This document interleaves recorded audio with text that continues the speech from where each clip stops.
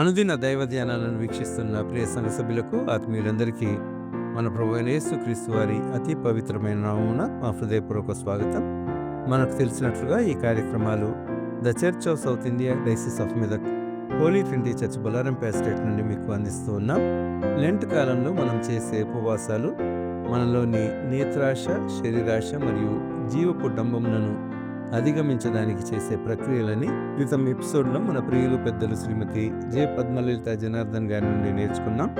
నేత్రాశకులోని నష్టపోయిన కొందరు వ్యక్తులను గురించి బైబిల్ గ్రంథంలో ప్రస్తావించబడిన కొన్ని విషయాలను ఈరోజు వారు మనకు తెలియజేస్తూ ఉన్నారు.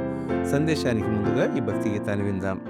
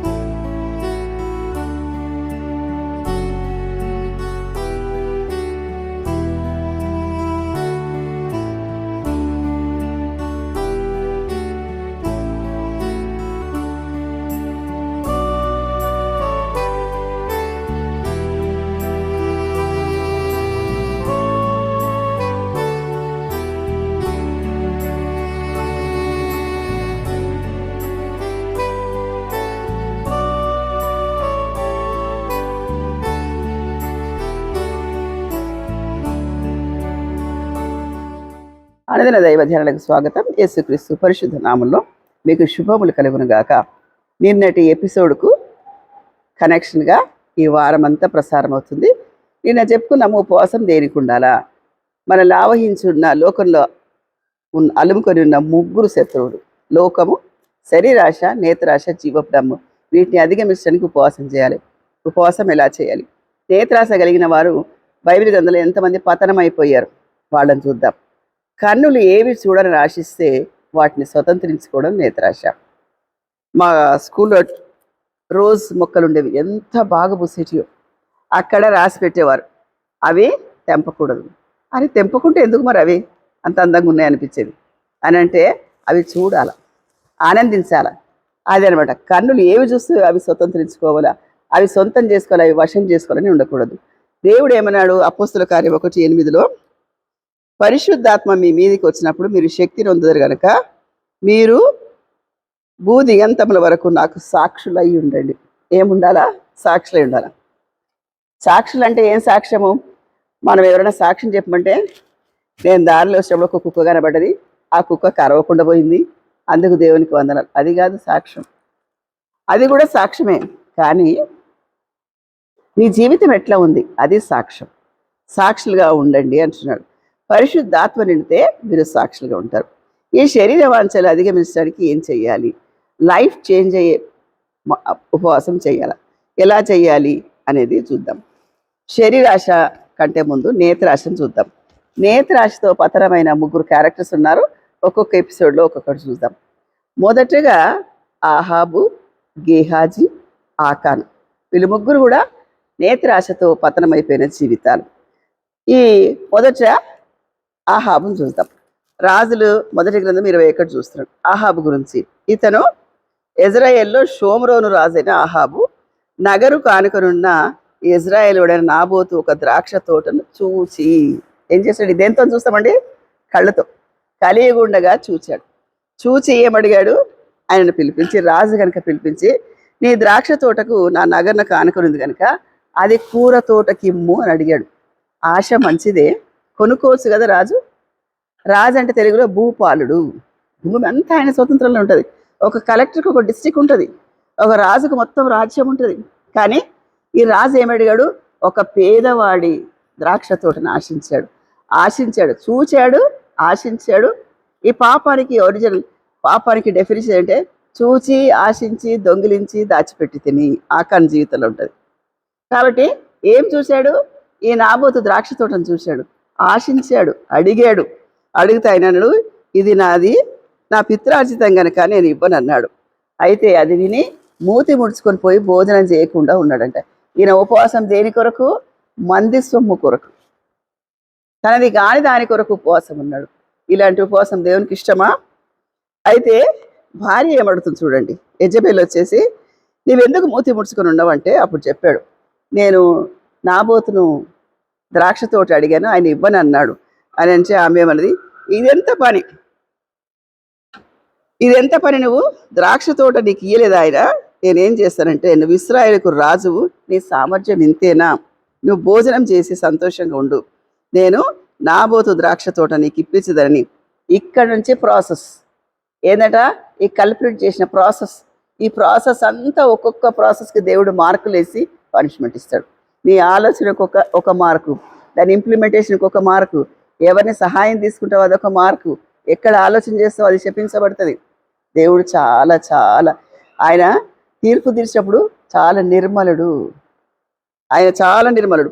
అక్కడికి వచ్చిన తర్వాత మొదట ఏం చేసేది? తాకీదు రాపించింది. ఎవరితోని?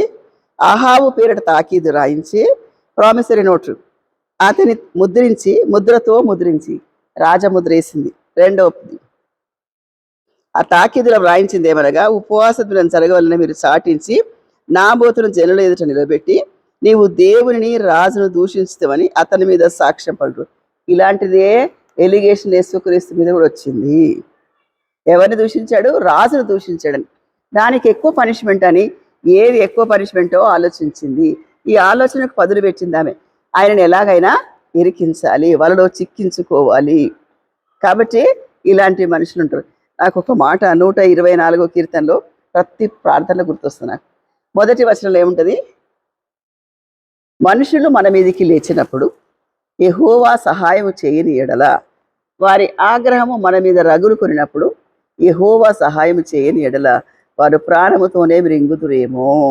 ఇలాంటి వారు. ఈమె యెజబెల్ ఏం చేసింది? రాజును దూషించడం అని తప్పుడు ఎలిగేషన్ పెట్టి ఆయన బయట తీసుకొచ్చి రాళ్లతో సావగొట్టింది. అప్పుడు పట్టణ పెద్దలంతా చూస్తూ ఉన్నారు. కొన్నిసార్లు చూస్తూ కూడా న్యాయం చెప్పలేము. ఎదుటి మనిషి చాలా అధికారంగా ఉన్నా, ఎదుటి మనిషి చాలా ఇన్ఫ్లుయెన్స్ ఉన్నా మనం చెప్పలేకపోతాం. ఇక్కడ ఆహాబు అలా చేసినప్పుడు అప్పుడు దేవుడు ఏలియాను దింపుతాడు. ఏలియా ద్వారా ప్రవచనం చెప్పిస్తాడు. ఏంటంటే, నువ్వు ఎక్కడైతే నాబోతును ఎక్కడైతే కొట్టి చంపినవో, నాబోతు రక్తం ఎక్కడైతే కుక్కలు నాకినాయో అదే స్థలంలో నీ రక్తాన్ని కూడా కుక్కలు నాకుతాయి అంటే అది ఇంకా 2 అధ్యాయాల్లో అది ఫుల్ఫిల్ అవుతుంది. ఇక్కడ నేత్రాశకు గురైన అహాబు రాజు అయినా, మంత్రి అయినా, అధికారి అయినా దేవుని న్యాయానికి తప్పకుండా తలొగ్గాల్సిందే, దేవుని తీర్పుకు తలొగ్గాల్సిందే. మనకున్న 3 శత్రువులు వారిని అధిగమించడానికి ఉపవాసము, శరీరాశ, నేత్రాశ, జీవ కుటుంబం. ఇందులో మనం నేత్రాశ గురించి నేర్చుకుంటున్నాం. నేత్రాశ ద్వారా పతనమైన ఆహాబును చూసుకున్నాం. ఆహాబు రాజ్యం పోగొట్టుకున్నాడు, యెజెబెలు మాట విన్నాడు. అబ్రహాం కూడా దేవుడు అంటాడు, నువ్వు నీ భార్య మాట విని, అంటే నువ్వు భార్య మాట విన్నందుకు నాకు కోపం వచ్చింది అనలే, నా మాట వినలేదని అక్కడ అర్థం. ఇప్పుడు ఒక తల్లి కొడుకు మీద ఏదైనా ఎలిగేషన్ వస్తుంది, భార్య చెప్పిన మాట వింటే, నా మాట వినలేదు బిడ్డ అనదు, కోడలు మాట విన్నావు నాన్న అంటది. అది దేవుడు పాలసీ, అక్కడి నుంచి వచ్చింది. ఏమంటాడు, నీ భార్య మాట విని, నేను చెప్పిన మాట వింటే నువ్వు హాగను పెళ్లి చేసుకోకపోతుంటివి కదా, నీ భార్య మాట విని ఇలాంటి వచ్చింది. దేవుడు చాలా చక్కగా మాట్లాడతాడు. ఆయన దగ్గర మాటలు నేర్చుకోవాలి, స్వరం విని. నువ్వు నీ భార్య మాట విని, నువ్వెందుకు అబద్ధం ఆడినావు అనలే, అబద్ధం ఆడడానికి ఏ పరిస్థితులు వచ్చినాయి, నేను ఉన్నానని నువ్వు నమ్మలేదా, అలా చాలా చక్కగా మాట్లాడతాడు దేవుడు. కానీ తీర్పు తీర్చేటప్పుడు మాత్రం చాలా చాలా గట్టిగా పనిష్మెంట్ ఇస్తాడు. అప్పుడు దేవునికి భయపడండి. 2వ మనిషి ఆకాన్. యెహోషువ గ్రంథం 7వ అధ్యాయం. శపితమైన దాంట్లో హాయికి యెహోషువ అతని అనుసరులందరూ యుద్ధానికి వెళ్తారు. ఈయన పేరు ఆకాన్. ఏమి ఇన్స్ట్రక్షన్ అంటే, అది శపితమైంది కనుక ఎరికో నుంచి ఏమి కూడా దొంగతనం చేసుకొని రాకూడదు అన్నాడు. సరే, వీరు పరిశుద్ధపరుచుకున్నారు, సామాన్ తీసుకున్నారు, యుద్ధానికి వెళ్ళారు. హాయి అంటే పాడు దిబ్బ, చాలా చిన్నది, ఇక్కడ ఓడిపోవడానికి లేనిలేదు. అక్కడ ఈ దోపుడు సొమ్ములోంచి 21వ అధ్యాయం, దోపుడు సొమ్ములో ఒక మంచి షీరారు పైన వస్త్రము, 200 తులముల వెండిని, 50 తులముల ఎత్తుగల ఒక బంగారు కాముని నేను చూచి. మొదటిది చూచి. నేత్రాశ ఏంటిది? చూచి, చూస్తారనమాట. ఫస్ట్ చూచి వాటిని ఆశించి, రెండవది టెంప్టేషన్ ఏంది? ఆశించి తీసుకుంటేని. అదిగో నా డేరా మధ్య అవి భూమిలో దాచబడినది. మనిషి పాపం కూడా అంతే, చూచి ఆశించి దొంగిలించి హృదయంలో దాచిపెట్టుకుంటారు. హృదయంలో దాచిపెట్టుకుని అతిక్రమాన్ని ఒప్పుకోనందుకు ఏవైతే పరిహారం పొందరు. అతిక్రమలు విడిచిపెడితే ఒప్పుకొని విడిచిపెట్టాలంటాడు దేవుడు. ఇక్కడ ఆకాను చేసింది. ఆకాను ఆయన చీటీలు వేయగా ఆయన పేరు మీద వస్తుంది, ఆయనను రాళ్లతో కొట్టి చంపుతారు. అక్కడ ఆయన చనిపోయిన తర్వాత, రాళ్లతో చంపిన తర్వాత ఆకోరు లోయ, అది కుప్పగా వేయబడిన తర్వాత ఈ ఆకాను కాల్చివేస్తారు. ఏమొచ్చింది? నేత్రాశ ద్వారా ఆయన జీవితం పతనమైపోయింది, జీవితం అంతమైపోయింది. చూచి ఆశించి దొంగిలించి దాచిపెట్టి. శరీరాశకు మూలమైంది ఈక్వేషన్. 2 + 2 4 కదా. పాపం ఈజ్ ఈక్వల్ టు చూచి ఆశించి దొంగిలించి దాచిపెట్టి. ఆకాను అది చేశాడు. నేత్రాశకు ఇది మూలం. ఇక్కడ ఎంత భయంకరం అంటే, ఒక దేశం ఓడిపోయింది, మనిషి చనిపోయాడు. అక్కడ ఆకోరు లోయ దుఃఖ ద్వారం, అది దాని నిరీక్షణ ద్వారంగా చేసినట్టు యెహోషువ గ్రంథంలో ఉంటుంది. అక్కడ రాళ్ళతో కొట్టబడి, న్యాయం అయితే సరిగ్గా తీర్చబడింది. మొదటి వ్యక్తి అహాబు, రెండవ వ్యక్తి ఆకాను, ఇంకొక వ్యక్తి గేహాజీ ఉన్నాడు. గేహాజీ రాజులు మొదటి గ్రంథంలో ఉంటుంది. రాజులు మొదటి గ్రంథంలో గేహాజీ గురించి ఉంటుంది. మనం ఇక్కడ నేర్చుకోవాల్సింది ఆకాను. చూచి ఆశించి దొంగిలించి డేరా మధ్యలో కనుక ఉంటే, ఏదైనా కావచ్చు, ఈ లోకంలో ఉండే టెంప్టేషన్స్ ఏదైనా కావచ్చు, నువ్వు వర్క్ ప్లేస్లో కావచ్చు, తర్వాత సహవాసంలో కావచ్చు, ఇంటి దగ్గర కావచ్చు, మనం ఏం చేస్తాం? ఎవరి దగ్గర దొంగిలిస్తాం అనుకోవచ్చు. ఎవరైనా సంసారం బాగుంటే, పచ్చగా ఉంటే వాళ్ళని చూచి ఓర్వలేక వాళ్ళని చెడగొట్టాలని ఆశించి వారి మధ్య నిలిచి చేస్తే అదే పాపం. నాకు ఈ పరిస్థితిలో ఏమొస్తాయి అనుకోవచ్చు. ఎవరి విషయాలైనా చాలా శ్రద్ధగా విని ఇంకొకరికి చెప్పి వారి మనసుకు గాయం చేస్తే కూడా చూచి ఆశించి దొంగిలించి డేరా మధ్యలో దాచిపెట్టిన పాపమే. ఇలాంటివి చేసే అలవాట్లు ఉన్నాయా? కొంతమంది ఏమీ మాట్లాడకుండానే ఒక మనిషిని చదివేస్తారు, ఒక మనిషి గురించి తప్పుడు ప్రచారం చేస్తారు. అది కూడా పతనానికి. ఏం చూసావు? వాళ్ళ జీవితం చూసావు, వాళ్ళ విధానం చూసావు. చాలా మంచి భార్య భర్తలు ఉంటే కూడా నిజమేనా ఈ ప్రేమ?